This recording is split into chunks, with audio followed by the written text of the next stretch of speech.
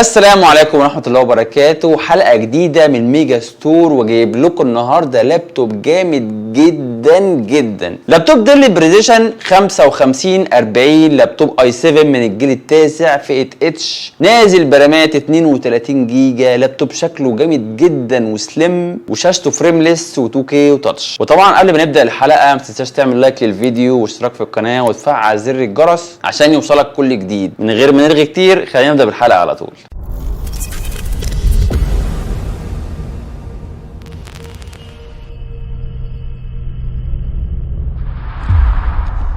اول حاجه هنبدا بيها هي خامه اللابتوب وشكله وتصميمه. اللابتوب نازل بتصميم جامد جدا، تحس ان هو 14 بوصه بس هو في الاصل 15 بوصه، وده علشان نازل بشاشه فريمليس من غير حواف خالص، لان اي لابتوب هتلاقي فيه حروف في الجنب كده هي تدي شكل كبير لللابتوب، فده تحس ان هو 14 بوصه وفي نفس الوقت هو 15 بوصه. طبعا نازل بجوده صوره ما حصلتش، الوان تحفه 4K. اللابتوب طبعا ظهره من ورا معدن، شكله جامد زي ما انت شايف كده، ومن تحت معدن. وطبعا التاتش باد بتاعته كربون فايبر. الكيبورد بتاعه للاسف مش بيجي فول كيبورد، لان هم مصغرين حجم الشاشه، مصغرين اللابتوب عشان يخففوا وزنه ويخلوا شكله العام حلو. نفس فكره الابل بالظبط، بينزلوا الاجهزه من غير كالكوليتور في الجنب، بيشتغلوا بالارقام الموجوده فوق.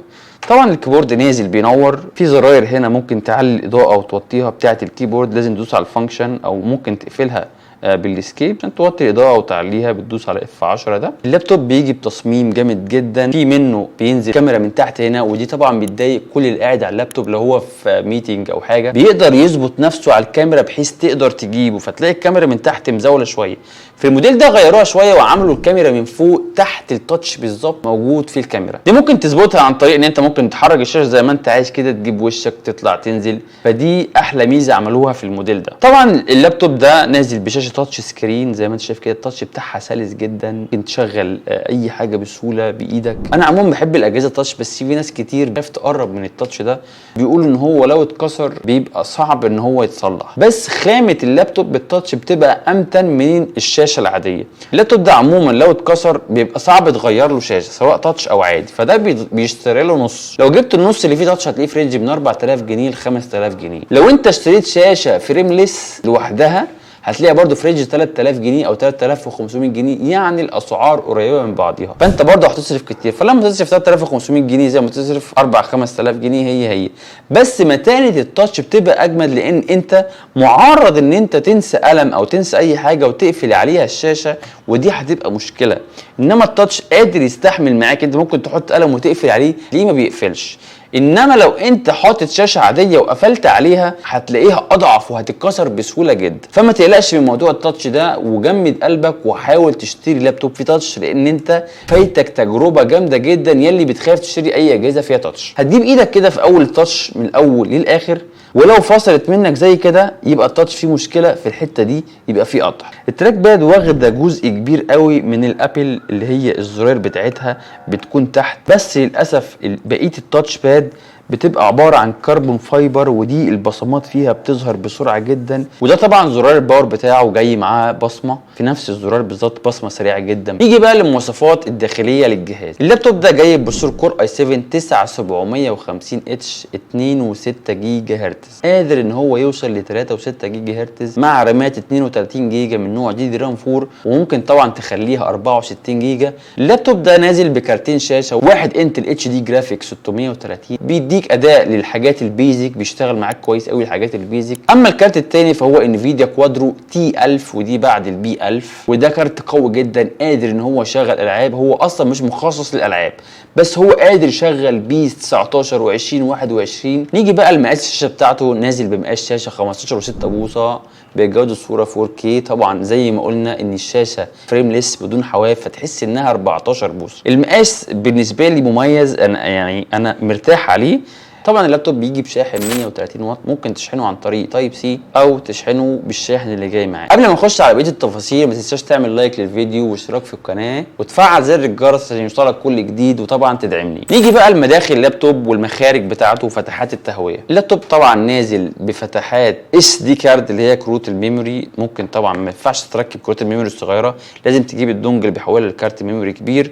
وبعد كده هتلاقي يو اس بي 3 وفي زرار جامد جدا تقدر تدوس عليه، ده بيبين لك شحن البطاريه فيها قد ايه. فتحات التهويه بتاعته موجوده من ورا هنا من فوق على اللابتوب. انت لو فتحت اللابتوب وبصيت عليه من جوه هتلاقي دي فتحات التهويه بتاعته بتاعه التبريد، زي ما انت شايف كده بتهوي من هنا عشان ما يطلعش من الجنب ده او من الجنب ده، تبريده من ورا. في الجنب التاني لو بصينا هنلاقي مخرج الشحن بتاعه اللي هو السوكت الرفيع زي ما قلنا، وكمان في يو اس بي 3 و اتش دي ام اي لو عندك شاشه كبيره عايز تستعرض عليها، ومكان لتايب سي تقدر تشحن بيه اللابتوب او تشحن بيه الموبايل او تنقل منه داتا او تطلع منه سوكيتات تانية زي اتش دي ام اي، تايب سي تاني، مخارج صوت. تعالوا بقى نفتح اللابتوب من جوه ونشوف فيه ايه. ما تنساش تعمل لايك للفيديو واشتراك في القناه وتفعل زر الجرس، ولو عندك اي سؤال سيبولي في كومنت وهرد عليك على طول باي سؤال هتساله. طبعا هنجيب الفوطه الظريفه بتاعتها بتاعت كل مره عشان الظهر بتاع اللابتوب ما يتخربش، تفردها كده. ونجيب المفك بتاعنا، هو مفك زي نجمه بس رفيع. نغير الراس بتاعت المفك، نجيب الثانيه، نرفع الغطا ده كده، ندوس حتى موديل اللابتوب مكتوب هنا بريزيشن 5540. هنفك كده ده كمان، هنضغط واحنا بنفك ده، ونيجي نفتح اللابتوب من غير فتاحه، هترفع كده.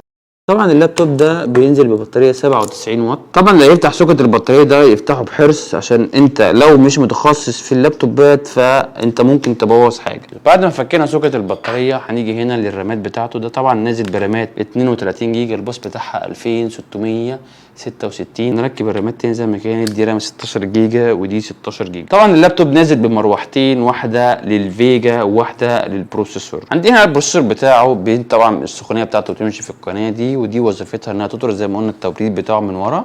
عندنا الهارد اس اس دي ام دوت 2 512 زي ما انتم شايفين، والبطاريه بتاعته 97 واط. مشكله اللابتوب ده ان سماعاته صوتها عالي جدا، فانت دايما حاول تستخدم الصوت اقصى حاجه على 70 او 75%، لان سماعاته رخمه قوي في التغيير، لان الصوت بتاعه فظيع. طبعا دي كارت الواي فاي بتاعته، وده سوكت الكاميرا. طبعا ده سوكت الفان اللي هو التبريد بتاعه، وده الاس اس دي بتاعه اتكلمنا عنه، وسماعاته وكل حاجه من جوه. اللابتوب شكله العام ما شاء الله كويس جدا. وده طبعا رابر هنا موجود عشان يبرد الاس اس دي، عشان في اس اس دي بيسخن، فهتلاقي الرابر ده لما بتيجي تقفل بيقفل بيتحط هنا. طبعا بقى هنرجع نقفل اللابتوب تاني زي ما انتم شايفين كده. هنحط الغطا بتاعه وما ننساش المسمارين اللي تحت الغطا. طبعا بعد ما قفلنا اللابتوب هنشوف بقى ايه عيوب الموديل ده. بصراحه كعيوب انا مش شايف في اللابتوب اي عيوب قوي غير موضوع التاتش باد بتاعه. التاتش بتاعه زي ما احنا قلنا كده العرق بيبان فيه بسرعه، لو انت ايدك بتعرق هيزاولك فعلا وهتفضل ماشي بوايبس كتير. ان هو ما فيهوش كالكوليتور في الجنب، وده مش عيب قوي بالنسبه للناس. هو فيه بس 2 يو اس بي 3 ومخرج تايب سي. طبعا مخرج تايب سي ده ممكن تطلع منه كذا مخرج تاني، بس لو انت معاك ماوس وايرلس وبتشتغل تصميمات مفيش حاجه ما فيهاش عيوب، زي ما يكون فيها مميزات كتير فيها عيوب كتير. اللابتوب ده قادر يشغل لك فوتوشوب 2022 بجوده كويسه قوي. جوده الالوان بتاعته في التصميمات هتلاقيه بيطلع لك اللون ممكن احسن من اي برينتر، لان جوده الصوره بتاعته 4K، الوانها تحفه ونقيه جدا. لما تحب تشوف اللون ازرق بتشوفه ازرق حرفيا. فده من ناحيه الفوتوشوب والبريمير ما تقلقش مش هيأثر معاك في اي حاجه. نيجي بقى للاوتوكاد وال 3 دي ماكس. طبعا انا ما نزلتش 3 دي ماكس عشان انا فعلا ماليش فيه قد كده، فنزلت لكم عليه اوتوكاد 2020. ده بقى هيشغلك كويس جدا لو انت بتعمل تصميمات هندسيه تقيله جدا ومحتاج لابتوب قوي معاه كارت شاشه كوادرو تي 1000 دي بحجم 4 جيجا. طبعا احنا نزلنا بي 19 على اللابتوب، ودي لعبه رخمه جدا جدا.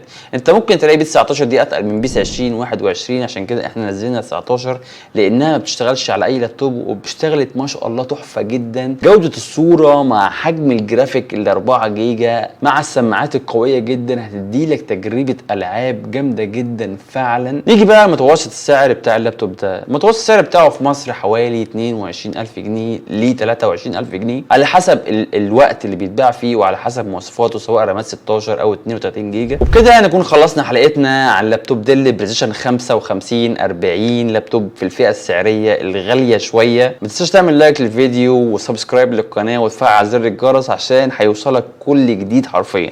وطبعا لو عندك اي استفسار او سؤال بخصوص اي موديل او عايز تعمل ريفيو عن موديل معين سيبولي في الكومنتات وهتلاقيني اعمل لك ريفيو عنه على طول. استنوني في الحلقه الجايه. كان معاكم احمد ميجا من ميجا ستور. سلام.